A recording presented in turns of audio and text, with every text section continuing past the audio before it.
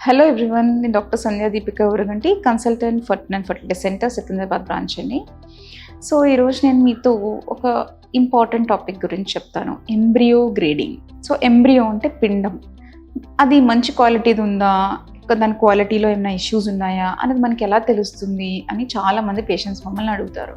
So embryo అనేది 5వ రోజు ఎంబ్రియో, డే 5 అనేది బ్లాస్టోసిస్ట్ అంటాం.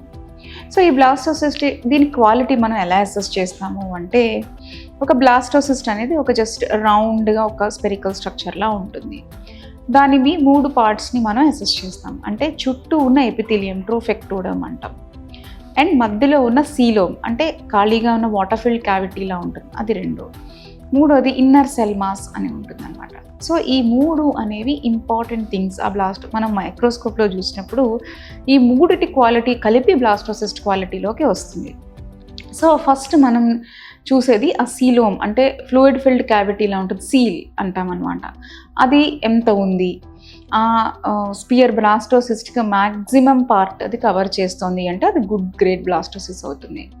అండ్ చుట్టూ ఉన్న ఎక్టోడమ్, ట్రోఫెక్టోడమ్ సెల్స్ ఉంటాయి కదా, అవి టైట్గా ఉన్నాయి, అంటే లూజ్గా లేకుండా టైట్గా ఉండుంటే అది మంచి క్వాలిటీ బ్లాస్టోసిస్ట్ అవుతుంది.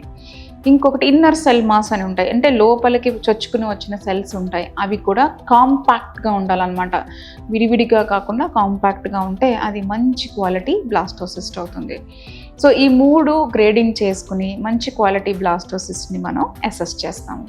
ఎప్పుడైతే మంచి క్వాలిటీ బ్లాస్టోసిస్ ట్రాన్స్ఫర్ చేస్తామో అప్పుడు సక్సెస్ రేట్ కూడా మంచిగా ఉంటుందన్నమాట. ఇది 5వ రోజు ఎంబ్రియోని గ్రేడ్ చేసే విధానం. ఇప్పుడు 3వ రోజు ఎంబ్రియో ఉంటుంది, డే 3 ఎంబ్రియో అంటాం అనమాట. దాన్ని ఎలా గ్రేడ్ చేస్తాము, దాంట్లో సెల్స్ అనేవి బ్లాస్టోమియర్స్ అంటాం. అంటే ఈ సెల్స్ అనేవి అన్నీ ఒకలా ఉండాలి, equal in size, equal in shape ఉంటే అది మంచి క్వాలిటీ డే 3 ఎంబ్రియో అవుతుంది. అది కాకుండా వాటిలో గ్రాన్యులేషన్స్, వ్యాక్యూల్స్ అవన్నీ లేకుండా ఉండాలి. అవన్నీ లేకుండా ఉంటే కూడా అది మంచి క్వాలిటీ 3వ రోజు ఎంబ్రియో, డే 3 ఎంబ్రియో అవుతుంది అనమాట. సో ఎప్పుడైతే ఈ డే 3 ఎంబ్రియో అనేది మంచి క్వాలిటీగా ఉంటుందో ఇది 5వ రోజుకి వెళ్ళే ఛాన్స్ ఎక్కువగా ఉంటుంది. సో అది కూడా మంచి బ్లాస్టోసిస్ట్కి వెళ్ళి మంచి ప్రెగ్నెన్సీ అనేది క్రియేట్ చేస్తుంది. సో ఈ బ్లాస్టోసిస్ట్ క్వాలిటీ రావాలి, 3వ రోజు ఎంబ్రియో నుంచి 5వ రోజు ఎంబ్రియోకి వెళ్ళాలి అంటే మెయిన్గా 2 థింగ్స్ అండి. ఒకటి oocyte క్వాలిటీ బాగుండాలి, రెండోది స్పర్మ్ క్వాలిటీ బాగుండాలి. ఇవి 2 ఎప్పుడైతే బాగున్నాయో క్వాలిటీ ఆఫ్ బ్లాస్టోసిస్ట్ అనేది బాగుంటుంది. మూడోది ఇంపార్టెంట్ థింగ్ ఏంటి అంటే ల్యాబ్ కండిషన్స్. IVF ల్యాబ్ అనేది మంచి క్వాలిటీది అయి ఉండాలి.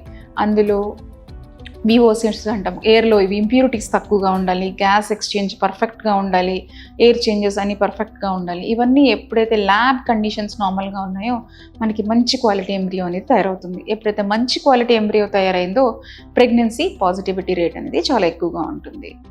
Thank you.